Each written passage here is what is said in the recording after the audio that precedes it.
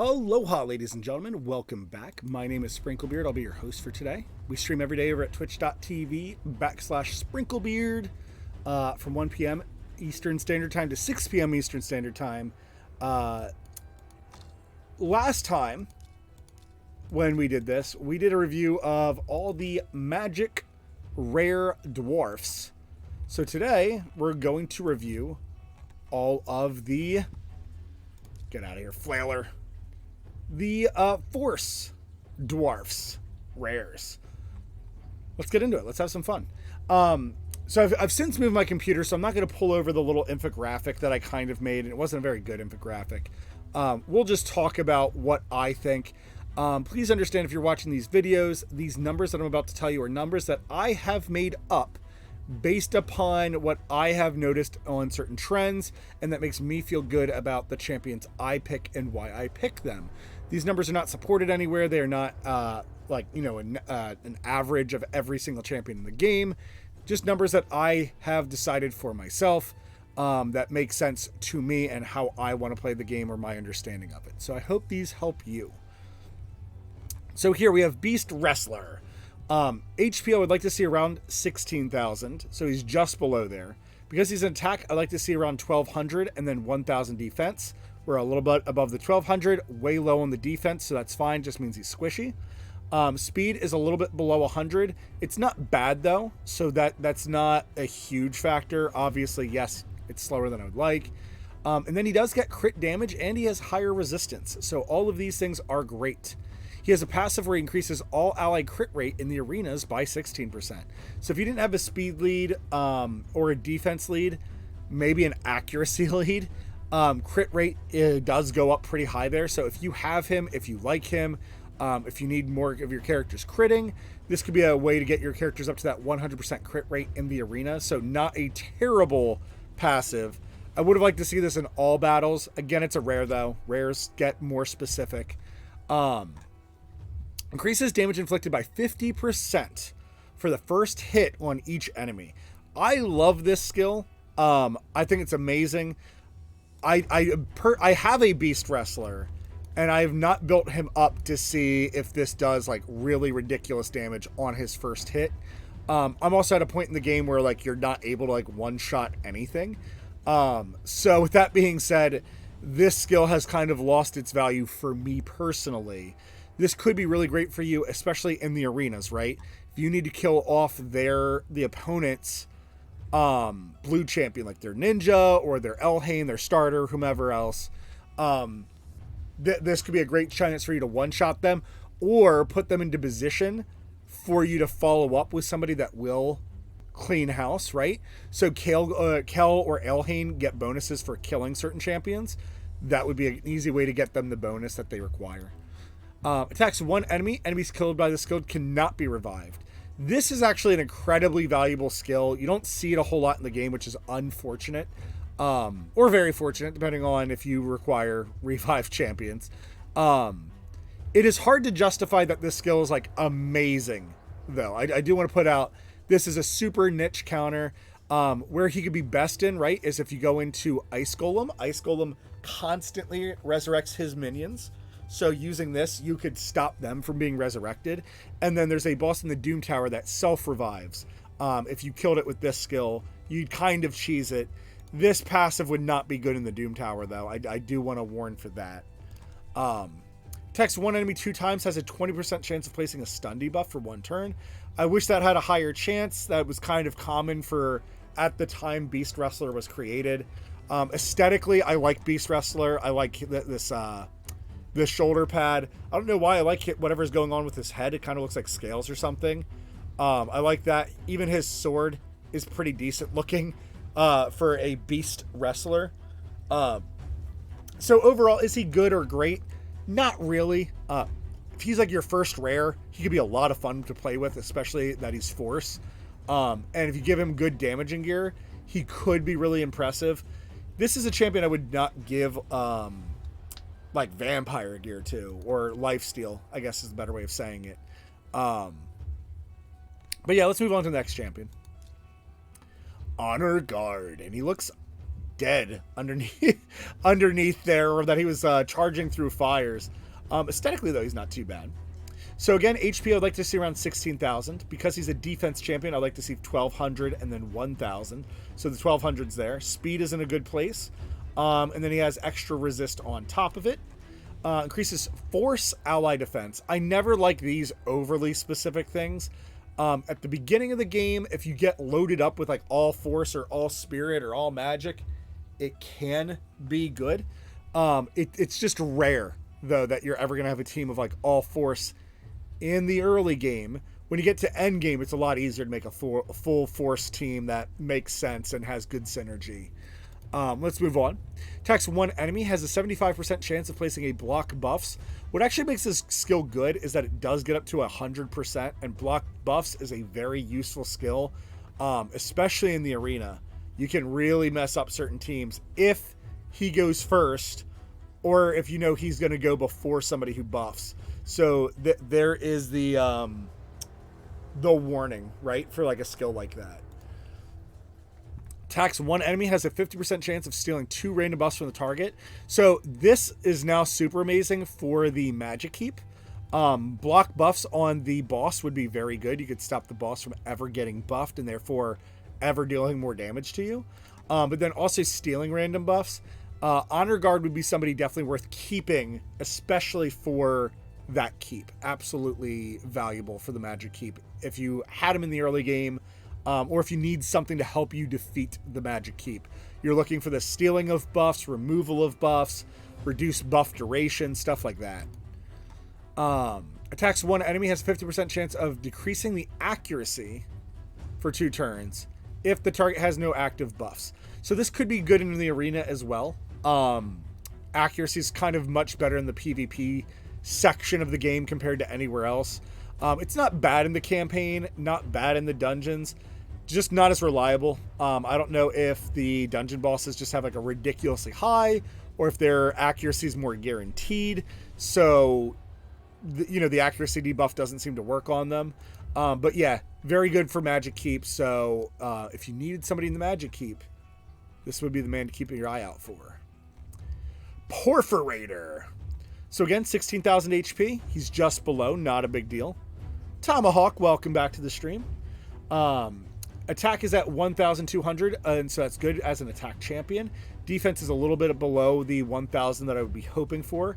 His speed is awful. This speed is just, that's going to be very hard hurdle for him to get over. Crit damage is a little bit higher than normal, and resist is higher than normal, so those things are good. He has a passive of, has a 35% chance to place a fear debuff on the target for 1 turn when this champion inflicts a critical hit. So that passive is actually really cool. In this game, fear works like Pokemon's Confuse. They have a 50% chance of gaining their turn, or they have a 50% chance of losing their turn.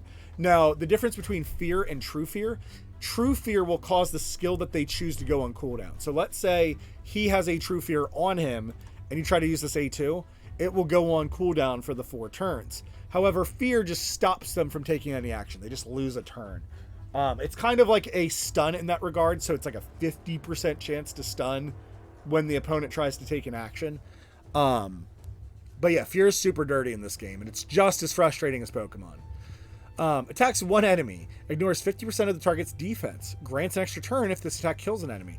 So right here, this is actually pretty interesting that if he gets a critical hit, you have a chance to fear. That is very useful. And then grants an extra turn and ignores armor is amazing. There's a lot of good things on those 2 skills.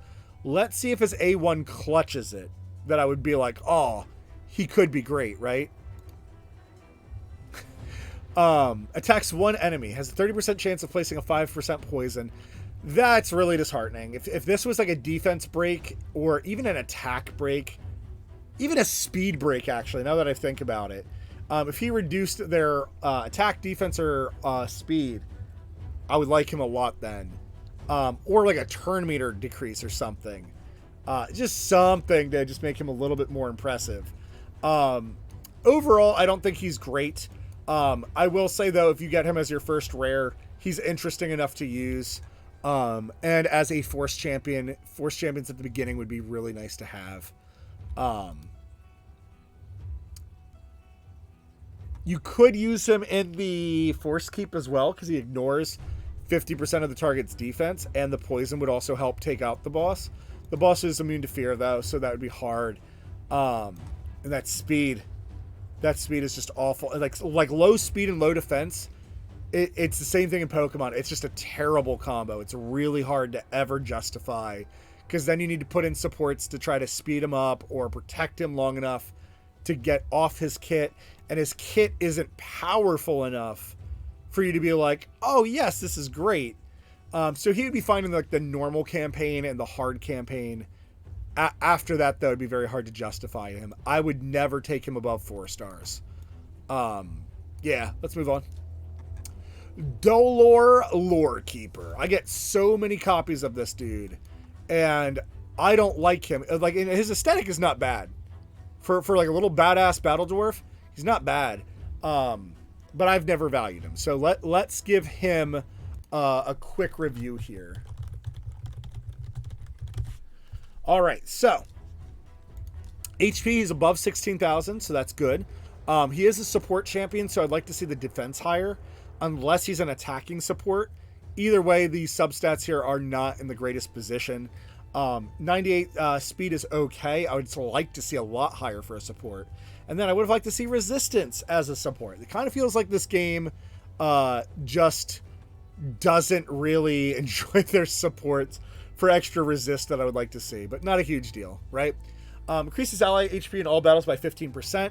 All starters do this, so unless you're removing your starter for some reason, maybe for affinity reasons, that would be the reason you might use him, or maybe in the Dwarf Faction Wars. Places a 15 continuous heal buff on all allies for 2 turns. So we have a healer here, not bad. Also places a block debuffs on target ally for 1 turn if they have less than 100% HP.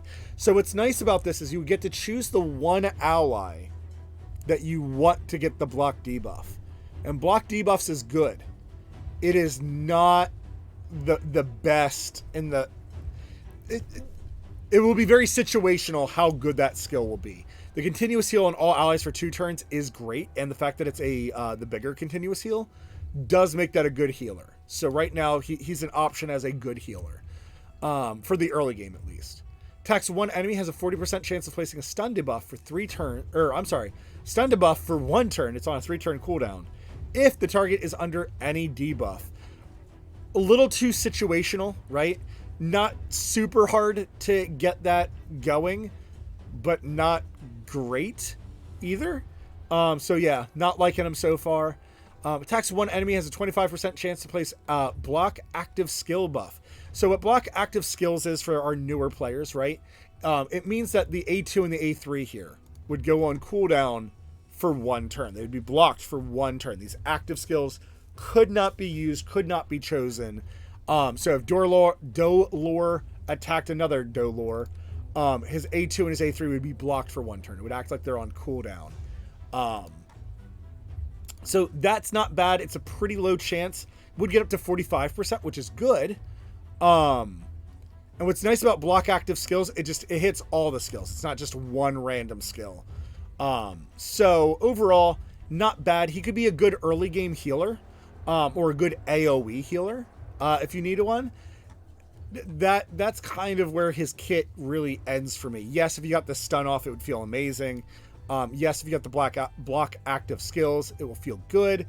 I would be very hard pressed to encourage you to book him. This was one of those things where, like, maybe book him until that the A3 gets hit, and then instantly stop. And there's a bunch of champions in the game like that, where the community is like, this one skill is good. Yes, if you're going to book him for this one skill. It's pretty common on epic champions, to be honest. And now Boltsmith. Boltsmith has a good aesthetic. I don't mind this at all. Obviously the same as Perforator. So, he's a rare attack champion, so I'd like to see around 16,000 HP. He's just under that. His attack is well above 1,200, so that's very good for a rare. But notice that they took all of it away from his defense. This champion will be the squishiest thing ever. He will die so fast. Please be very warned if you try to use him. Expect him to die. Also, guys, for the record, if anybody's trying to offset that, like let's say you have him and you're like, no, he's great, I love him, his skills are great. The way that you would offset this defense, shield, you would upgrade your shield sooner than later. That will give him some bulk and some defense. Also, just speed. If you go first before the enemy goes and you can kill them or get your damage off, that can help out a lot. Lastly, things like rings or increasing maximum HP. Defense percentage here would not be the greatest thing to go with. You would want to much more heavily go on HP percentage and try to just get his HP as high as possible to survive things. Just be warned, though, he'll be taking big damage numbers. His speed is slow. I like to see around 100. Anything, I think, more than 5 off from that 100 speed is a big deal. So that's why I'm calling him slow. He does have the increased crit rate, or crit damage. Pardon me, not crit rate. Crit damage. So that's good. Increases allied attack and faction crypts by 20%. We don't use increased attack percentage a whole lot in the early game. Like, before you defeat the hard campaign, attack percentage is really, really useful because majority of your champions are attack champions. Unfortunately, everywhere else, that's not extremely useful. Attacks one enemy will ignore 30% of the target's defense. That's a good skill. It's not amazing, but it's a good skill. The fact that you could get that down to 3 turns might make him a good assassin for, killing off things like Ninja or somebody else's starter in the arena. Places a 15% increased crit rate and a 30% crit damage buff on this champion for 2 turns and grants an extra turn. So that's really nice, right? So you can buff yourself up and then attack with your A3. That's not bad. It's just not great either. It is a nice little self buff, and it helps with that really slow speed that I said, to make sure that he gets off a skill that's powerful. And because his attack stat will be pretty good as a rare champion, you could potentially put in some work with him. Quarrel Cripple. Attacks one enemy 2 times. Each hit has a 15% chance of decreasing their speed for 2 turns. Not a bad skill, not great. Again, this is something I would have liked to see on that other champion. Would have made it really good. So Boltsmith here has a really impressive attack stat and a decent HP stat going for him. Unfortunately, like that is kind of where he ends of very useful. He could be fine in the arena. That really low defense, though, that is very hard to ever encourage using him. If I have a copy of him, I will try to put him in like 5-star or 6-star gear and take him through Faction Wars and see if I can make him good. And I'll maybe attach that video to this at some point. I don't have a big incentive to do that, though. That defense stat is... The lowest defense I've ever seen was 700. Boltsmith is now going in my memory banks as lowest defense I've ever seen in the game. That is terrifying. And like lowest defense like on a champion you would use, right? You're not going to be really using gray champions at 6-star. That's impressive how low he is. All right, guys, that is it for the dwarves, the rare dwarves today. Tomorrow or another day, we will be doing the spirit dwarves. I really hope you guys found this information helpful. Until that next time, I do bid you ta-ta.